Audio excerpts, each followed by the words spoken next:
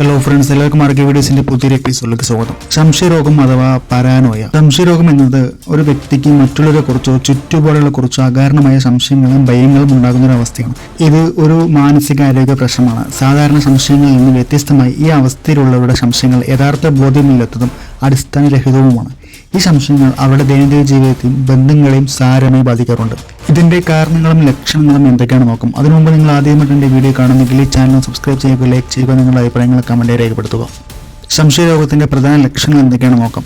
ആദ്യം തന്നെ മറ്റുള്ളവർ തന്നെ ദ്രോഹിക്കാൻ ശ്രമിക്കുന്നു, തന്നെക്കുറിച്ച് ഗൂഢാലോചന നടത്തുന്നു, തനിക്ക് എന്തെങ്കിലും അപകടം വരുത്താൻ ശ്രമിക്കുന്നു എന്നെല്ലാമുള്ള ഒരു യുക്തിരഹിതമായ സ്ഥിരമായുള്ള സംശയങ്ങൾ ഉണ്ടാവും അവർക്ക്.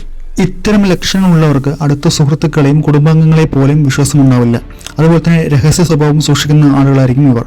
പൊതുവെ സംശയരോഗമുള്ളവർ തങ്ങളുടെ വിവരങ്ങൾ മറ്റുള്ളവരുമായി പങ്കുവയ്ക്കാൻ വിമുക്തത കാണിക്കും. കാരണം അവർ തങ്ങളുടെ വിവരങ്ങൾ മറ്റുള്ളവരുമായി പങ്കുവച്ചാൽ അവർ ഇത് ദുരുപയോഗം ചെയ്യുമെന്ന് അവർ ഭയപ്പെടും. അതുപോലെ തന്നെ മറ്റൊരു ലക്ഷണമാണ് അമിതമായ ശ്രദ്ധ. അതായത് ചുറ്റുപാടുകളിലെ ചെറിയ കാര്യങ്ങളെപ്പോലും തെറ്റായി വ്യാഖ്യാനിക്കുകയും തനിക്കെതിരെ ഗൂഢാലോചന നടക്കുന്നുണ്ടോ എന്ന് ചിന്തിക്കുകയും ശ്രദ്ധിക്കുകയും ചെയ്യുക. മറ്റുള്ളവരുടെ വാക്കുകളെയും പ്രവൃത്തികളെയും തെറ്റിദ്ധരിക്കുകയും അതിനോട് പ്രതിരോധപരമായി പ്രതികരിക്കുകയും ചെയ്യുക. ഇത്തരം പേഴ്സണാലിറ്റി ഉള്ളവർ മറ്റുള്ളവരെ സംശയിക്കുന്നത് കാരണം എളുപ്പത്തിൽ ദേഷ്യപ്പെടുകയും വൈരാഗ്യം വെച്ച് പുലർത്തുകയും ചെയ്യും.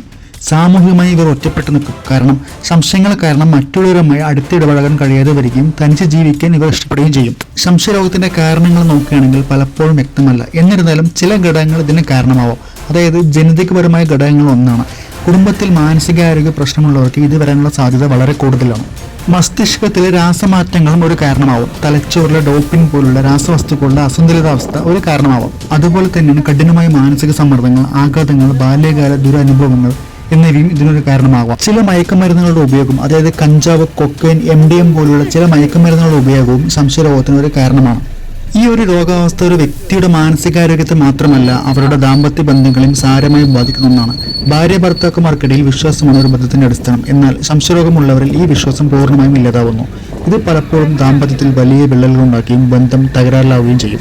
ഇത്തരം രോഗമുള്ള ആളുകൾ തന്റെ പങ്കാളിയെ നിരന്തരം സംശയിക്കും. പങ്കാളിക്ക് മറ്റൊരു ബന്ധമുണ്ടോ, തന്നെ ചതിക്കുകയാണോ, തനിക്ക് ദോഷം ചെയ്യാൻ ശ്രമിക്കുകയാണോ എന്നെല്ലാമുള്ള അടിസ്ഥാനരഹിതമായ സംശയങ്ങൾ മനസ്സിൽ നിറയും. ഫോൺ വിളികൾ, സന്ദേശങ്ങൾ, പുറത്തുപോകുന്ന സമയം എന്നിവയെല്ലാം സംശയത്തോടെ തന്നെ നിരീക്ഷിക്കും. ഈ രോഗാവസ്ഥയിലുള്ള വ്യക്തി നിരന്തരമായി ചോദ്യം ചെയ്യുകയും വിശദീകരണങ്ങൾ ആവശ്യപ്പെടുകയും ചെയ്യും. പങ്കാളിയുടെ ഫോൺ പരിശോധിക്കുക, ഇമെയിൽ പരിശോധിക്കുക, വാട്സപ്പ് ചാറ്റ് നോക്കുക തുടങ്ങിയ പ്രവൃത്തികളിലേക്ക് നയിക്കും. ഇത് പങ്കാളിയെ ശ്വാസം മുട്ടിക്കുന്ന അവസ്ഥയിലേക്ക് എത്തിക്കും. ഇങ്ങനെയുള്ള ആളുകൾ ചെറിയ കാര്യങ്ങൾക്ക് പോലും വലിയ വലിയ വഴക്കുകൾ ഉണ്ടാക്കും. അടിസ്ഥാനരഹിതമായ കാര്യങ്ങൾ ഉന്നയിക്കുമ്പോൾ അത് നിഷേധിക്കുന്ന സമയത്ത് അത് കൂടുതൽ പ്രകോപിപ്പിക്കും. ഇത് ദാമ്പത്യ ബന്ധം തകരാൻ ഒരു കാരണം കൂടിയാവും. ഇങ്ങനെയുള്ള ആളുകളുടെ ഭാര്യ അല്ലെങ്കിൽ ഭർത്താവ് മറ്റുള്ളവരുമായി ഇടപഴകുന്നത് ഇഷ്ടപ്പെടാതിരിക്കാം ഇവർക്ക്. ഇത് സുഹൃത്തുക്കളെയും കുടുംബാംഗങ്ങളെയും കാണുന്നതിൽ നിന്നും ഇവരെ തടയാനിടയാക്കും. ക്രമേണ ഈ ദമ്പതികൾ സാമൂഹികമായും ഒറ്റപ്പെടാൻ സാധ്യതയുണ്ട്. ഇങ്ങനെയുള്ള പ്രശ്നം തുടർച്ചയായി നേരിടേണ്ടി വരുമ്പോൾ പലപ്പോഴും ദാമ്പത്യം തകരുകയും വേർപിരിലേക്ക് എത്തുകയും ചെയ്യാറുണ്ട്.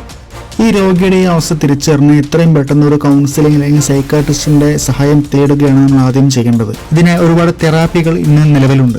ഓർക്കുക, ഇതൊരു മാനസികാരോഗ്യ പ്രശ്നമാണ്, അല്ലാതെ ഒരു സ്വഭാവ ദൂഷ്യമല്ല. സ്നേഹവും വിശ്വാസം തകരുമ്പോൾ ദാമ്പത്യം ഒരു ചോദ്യചിഹ്നമായി മാറും. ശരിയായ ചികിത്സയിലൂടെയും പരസ്പരമായ പിന്തുണയിലൂടെയും ഈ അവസ്ഥയെ അതിജീവിച്ച് ആരോഗ്യകരമായ ബന്ധങ്ങൾ കെട്ടിപ്പടുക്കാൻ സാധിക്കും. അപ്പോൾ ഈ വീഡിയോ നിങ്ങൾക്ക് ഇഷ്ടമായ ലൈക്ക് ചെയ്യാനും ഷെയർ ചെയ്യാനും മറക്കരുത്. നിങ്ങളുടെ അഭിപ്രായങ്ങൾ കമന്റായിട്ട് രേഖപ്പെടുത്തുക. ഇനിയും ഇതുപോലുള്ള വീഡിയോസ് കാണാൻ ഈ ചാനൽ ഒന്ന് സബ്സ്ക്രൈബ് ചെയ്യുക. നന്ദി.